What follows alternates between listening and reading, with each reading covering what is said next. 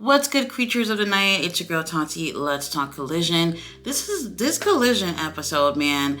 It's not your typical Collision format. For me, I felt like there was a lot of things that were thrown in last second, kind of like, oh shit, we have a show to do tonight. Let's see what we can give them. You know, they only had, I want to say, 2 or 3 matches that were actually announced prior to the show, and then everything else kind of felt like they were just winging it along. And the reason why I have to bring this up is because Collision really never have felt that way. You know, Collision has stood out on its own in comparison to Rampage and to Dynamite. So for me, it kind of felt like, all right, this is a different vibe here. I don't necessarily like it, but it did not make for a terrible show. You just don't want to feel like you're getting into something where it's just thrown in a last second. And that's how I kind of felt certain things were in this show. Like the flow of the show was not what I would consider to be typical with Collision. Either way, we start off with tag team action. We have Darby Allin and Sting versus the Workhorsemen. And before the match can even start, there's already a kerfuffle going on ringside. And we even have Ric Flair, who's there, okay, throwing a chop onto JD Drake. And I'm just like, oh my God, you should not be touching anybody. Matter of fact, will somebody get Ric Flair a chair so he can sit his ass down? Can we just do something to help the elderly here? Sometimes I look at Rick and I'm just really concerned when it comes to his health, which is one of the reasons why I don't want him to be physically involved in any kind of way. Now, this was sort of a quick matchup here, pretty much to just warm up Darby Allin and Sting. And when you want a tag team to help make someone look good, the Workhorsemen are always those type of dudes to help another team look great, or even if it's singles competition too. You guys know the predictable thing happened here, which is Sting and Darby team taking the win. For real, we're at that point where Revolution is literally a little less than 2 months away. We really got to get the ball rolling for Sting. Now, we do get a promo later on for Sting, who is fired the hell up. Him, Ric Flair, and Darby Allin are backstage. They do have a tag team match coming up next week, and Sting is letting us know that, hey, next week is showtime. Like, he was really fired up in that promo, and I'm like, this is a Sting that I really love to see. Get a little bit of an old school flair of Sting with this promo, and it seems like, I'm hoping from here we're gonna get some fun with that last leg of his career. And I want to see a little bit of drama too, or things are gonna be some drama going on with him and Ric Flair. Maybe that's what I'm thinking we're gonna get with something like that. I'm not sure at this point. Who his last opponent can be is really unclear, but I do want him to have fun, and I want him to stay injury-free until the whole thing is done. Sting really deserves to end his career on a very high note, and I am so excited to be able to see where that goes. All right, you guys, we have our homie Eddie Kingston, the Mad King, versus Trent Beretta. This is Eddie Kingston's first title defense as being a Triple Crown champion, and obviously the title is on the line here. Trent Beretta did earn his spot after winning a match on a Rampage where there was, I believe, 4 men in the ring, and he ended up earning his spot. That's great, and I was really excited to see Trent Beretta take that win, but it still feels so early with Eddie Kingston being the Triple Crown champion that I felt like, all right, this is just going to have to be one of those matches where it's like it has to help put Trent Beretta on the map. And speaking of putting him on the map, this dude has already been on the map. For whatever reason, he's not getting anywhere. And I'm looking at a match like this. This is one of probably the most physical singles match that I've seen Trent Beretta in AEW, or just period at all. This man, whatever they need to help someone look good as fuck in the ring, Trent Beretta is your guy, but he's never the guy to hold any gold. He's never the guy to really be pushed to the next level. And that right there, I've been saying for a long time. You guys who watch me, you guys know that I've advocated for Trent Beretta for a really long time. And I'm just like, where's the fucking payoff? Where's the payoff? This dude is always walking around with the best friends, Orange Cassidy and them. And what's the payoff for walking around with champions and they don't help in any way of you getting any championships? It is what it is. You know what I mean? And seeing a match like this and seeing how hard Trent Beretta goes, this dude's face was just leaking. I don't know if it's, I think it's from his nose or whatever, but he just had blood all in the center of his face. It was absolutely insane. Trent Beretta's mom, Sue, is ringside and she's watching her baby get his ass whooped, but she's also watching her baby fight and keep it along because he really wants to take this win. And man, he looks horrible. His face is a bloody mess, but he keeps going. Y'all know how Eddie Kingston is. Eddie Kingston, he is always looking for a fight. He's always mad, and he's always going to give it to you 110% every single time. And that's exactly what he gives here. However, Trent Beretta is letting him know, hey, I ain't no bitch. Put some respect on my name. I'm going to do the very best that I can do. And we get a chance to see what I believe is a different side of Trent Beretta that we don't necessarily see. I always see that hungriness in him or whatnot, but last night, obviously, he's a little bit closer to getting gold, so he's going to show, like, bitch, I've been starving, and I'm going to go in and get what it is that I want. And unfortunately, after putting on an amazing match with Eddie Kingston, he obviously does not win. And he looks a little defeated at first. And I'll be honest, I would feel defeated too, because this dude, he shows up and show out every time he gets in the ring. And like I said, the payoff, when is it coming? I have no idea. He's someone that I felt was underrated in WWE, and even so in AEW, he's very underrated. This guy, he deserves so much more, and I really hope we get a chance to see some big things from Trent Beretta. Trent Beretta, if I had a hat, I would tip it to you, bro. You did amazing. And Eddie Kingston, you always do great. Amazing match.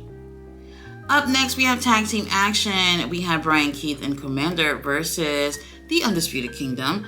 Look, this was another match that kind of felt like, okay, it was randomly thrown in. And then Commander and Brian Keith being partners, in my opinion, they're not the best fit for each other, but they both stand out for what they do individually, and it's amazing. It's one of those things where it's just like, y'all don't look like tag team, but y'all do really well individually when it's time for you guys to get into the ring. So while I did enjoy this match, there's something about it that kind of felt like, okay, we could have looked for a tag team, preferably a Ring of Honor tag team, to go against the Ring of Honor champions, right? So whatever, it is what it is. That's the route that they went. Matter of fact, I'm really happy to see the homie Brian Keith getting a lot of opportunities in AEW, and it seems close. It seems close in terms of him getting signed or whatnot, but I don't want to feel like they're putting him into random situations. Great tag team match here. The Kingdom, obviously, they've been together forever. The chemistry is definitely on point. But the thing is that now they're part of this heel faction that's really supposed to stand out for all these months that we've been waiting to hear these guys being unveiled and who these guys are. I feel like despite them doing really great in the ring as a tag team, they need to stand out for being heels as well. I think that's going to take a little bit of time. Whatever the situation is, y'all better get your asses on Ring of Honor TV, because that's exactly where you guys belong. Great matchup. Obviously, we do have the Kingdom taking the win here. We do have Roderick, who is ringside, so that's great to have him for moral support. But I need more. I need a lot more. We waited a really long time to see who you dudes were under the mask. Give us more. Up next, we have the homie Adam Copeland, who is out giving a promo, and he's like, you know what? I put a banger on with Christian, but if I have to get to the back of the fucking line to get that title, then that is what it is. Now, he is pretty much having an open challenge to whoever is ballsy enough to come out and face him. Now, the music hit, and I'm just like, that sounds familiar. Who is that? And it turns out to be Griff Garrison with Cole Carter and Maria. If you watch my Ring of Honor reviews, you've heard me talk about them pretty much on a regular basis. They're pretty much there almost every week. Now, he comes out there, and he has the mic, and he is just like, hey, I'm the dude who is answering your challenge. I'll fight you. And I'm just like, okay, Griff Garrison, you got your chest up. You over here put a little bass in your voice. I have not seen this side of you on Ring of Honor at all. Now, if you watch my reviews on Ring of Honor, you know that I've said that Griff is lost in terms of being a single competitor and being a tag partner. I still feel like they don't know what to do with him in terms of what he's going to shine with. So they put him with Cole Carter and Maria, and for the most part, for me, I said I don't think it's working. He had a match on Thursday where I kind of felt like, oh, I see a little something's brewing here with Griff. Let's see where this goes. And now here we are. Adam Copeland is about to have a match with Garrison. Now, Adam had an interview a few days ago that I listened to where he also name drops Garrison as someone, a young person with potential or whatnot.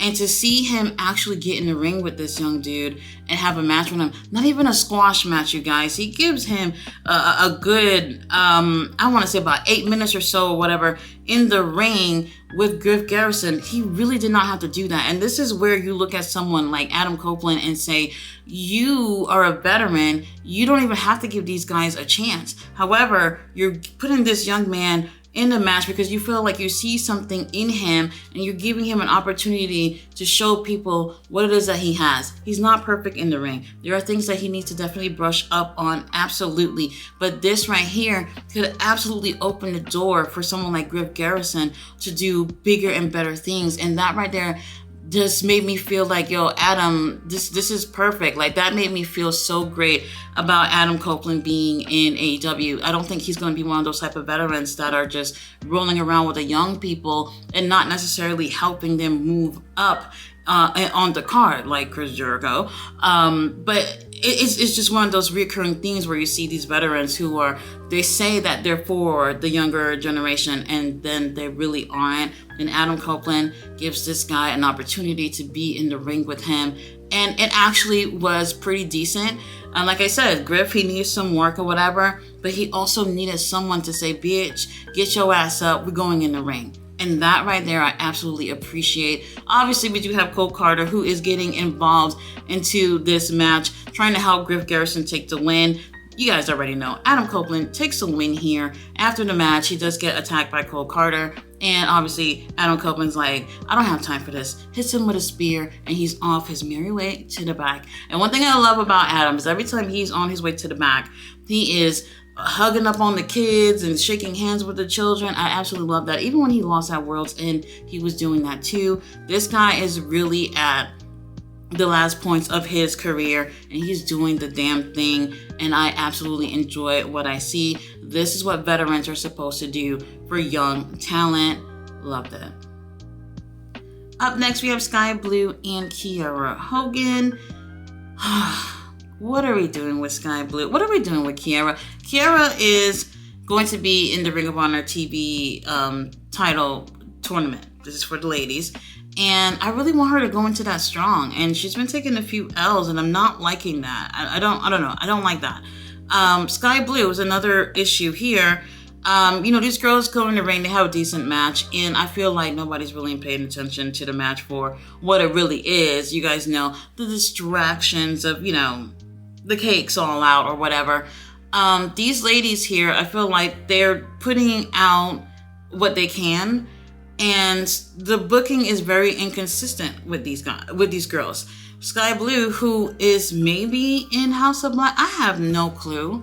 Every other time, whenever you see her with Julia is one thing, and when she's on her own, it's another thing. I think they need to keep it consistent with her. It's either she's in or she's not. And by the end of the night, we kind of maybe get an answer in terms of if she's in or not. I'll get into that in a minute, but I just feel like, hey, if we're doing something with someone, let's take this whole thing all the way through. I feel like if they don't stay consistent with Sky's character, this might be something to pretty much bring her back to the back of the line. This is really, really important. She's another young lady who really deserved a lot of success. You gotta stay consistent with what we're doing in terms of who she is in AEW. She's either in the house or she's not. Kiera is another one too. She does really great in the ring. I do enjoy seeing her in the ring, but if she's going to be part of a tournament with other ladies, I would love to see her standing out, getting into that tournament. And while I do enjoy her in the ring, some W's will definitely help her stand out in that tournament and make her look like a threat against some of the other girls that are in that tournament too. Sky Blue takes the win with a submission, and I just want better. Matter of fact, there's 2 hours of Collision. There's no reason why we can't have another women's match. There's no reason at all. It is what it is. But the ladies did put on a great effort. Just need more. Up next, we had Claudia Castelli versus Andrew Everett. This was a squash. There's nothing to talk about. But Claudio does have a match against Hangman Adam Page on Dynamite this week. And I don't want to say it's random or anything, but it's going to be an interesting matchup to see what's going on. You guys already know we have Moxley and Bryan, who's been in Japan.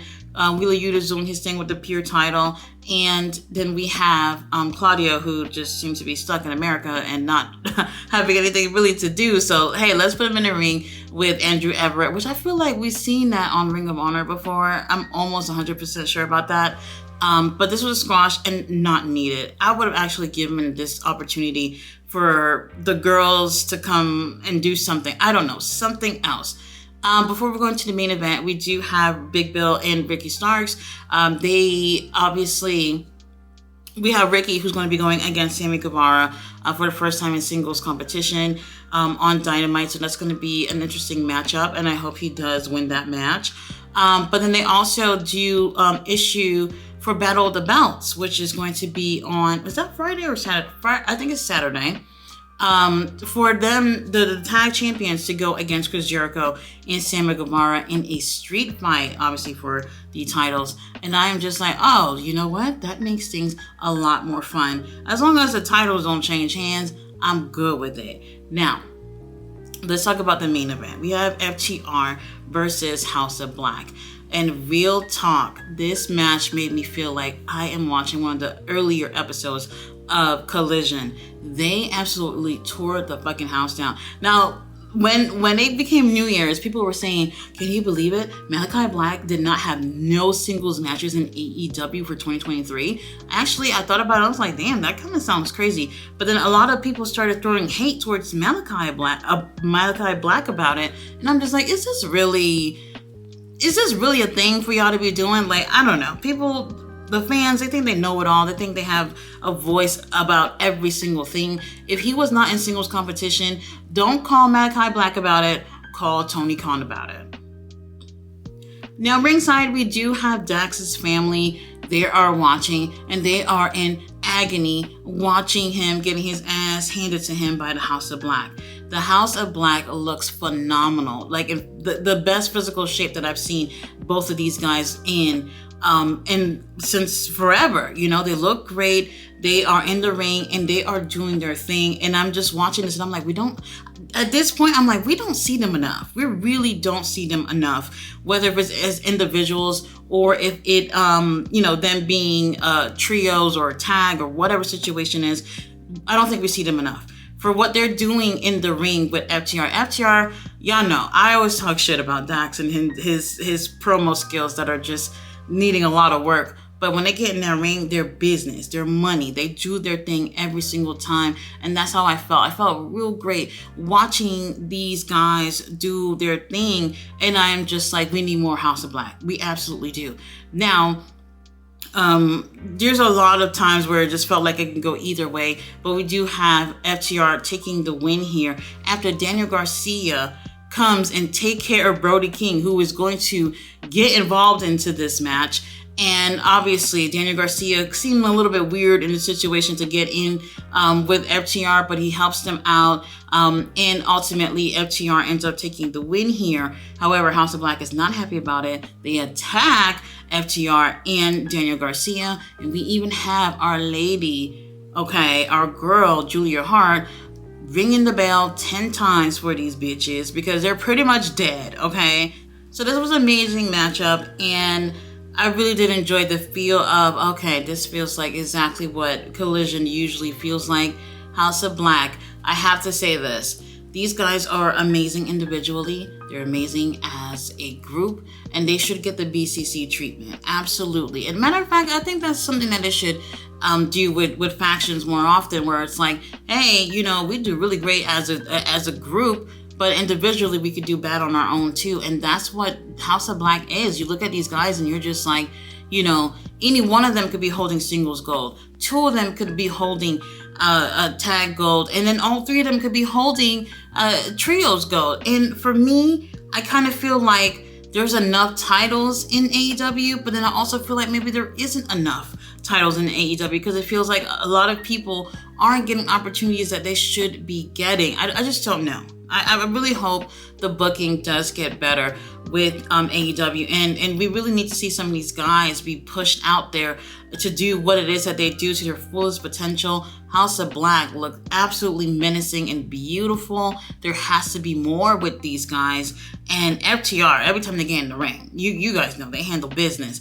And I really did enjoy feeling like, at least by the end of the night, like we got somewhat of the old Collision back, if you will. Now, I had a really great time covering this on the live stream. I had King Leo Picasso, who is one of my best creatures, who are always really, really supportive in whatever I do. We got a chance to live stream and watch Collision together, and even had a discussion, about wrestling after that as well. So I really do appreciate him coming on, and I really do appreciate anyone who is sticking around with my live streams or even watching my reviews and showing some love to my channel. It really means the world to me, and I really do appreciate that. And I really want to have bigger and better content going for 2024. I am so excited for some of the things that I have in store coming really soon. So guys, thanks so much for watching my review. I will be back on Wednesday for my birthday, where we can watch Dynamite together. So thanks for watching. Bye.